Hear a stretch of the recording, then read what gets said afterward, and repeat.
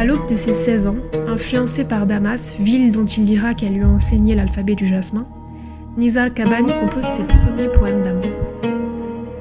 Diplômé de la faculté de droit de l'université syrienne de Damas, il embrasse une carrière d'ambassadeur. À Ankara, au Caire, à Madrid, à Pékin, puis enfin à Beyrouth, qu'il considère comme l'un des grands amours de sa vie.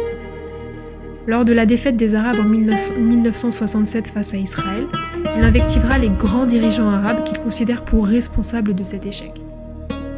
Il se fera un fervent défenseur de la cause arabe et du droit des femmes. Pour cela, il fondera sa propre maison d'édition, Nizar Qabbani. Amoureux de l'amour et de Beyrouth, il publiera une trentaine de recueils de poèmes, pour les plus célèbres, La Brune Madi, L'enfance d'un saint, et enfin, À Beyrouth avec mon amour. Son œuvre, en écho à la longue tradition de l'amour vue par les Arabes, s'en défait sur la forme qui est plus proche du langage parlé que de la qassida classique. Ce qui contribuera grandement à populariser son travail. Ses vers sensuels et romantiques seront sublimés par les voix des grandes divas arabes, Kulthum et Férouz pour ne citer qu'elles. Dans l'intimité, il sera marié par 2 fois. Sa seconde épouse Balkis, dont il est éperdument amoureux, perdra la vie dans un attentat au sein d'une ambassade où elle travaillait. Il ne se remettra jamais véritablement de cette perte.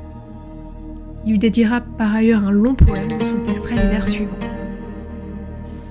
بلقيس ما فكرت بي وأنا الذي يحتاج حبك وسيعرف الأعراب يوما أنهم قتلوا الرسول